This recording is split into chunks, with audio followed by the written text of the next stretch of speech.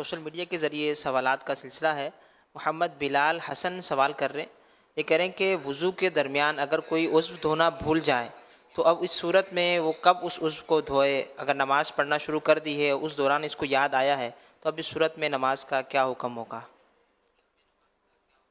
اگر واقعی وضو نہیں دھویا پتہ چل گیا نماز میں، تو نماز تو اس کی شروع ہوئی نہیں ہے نا، جبکہ وہ بے وضو ہے۔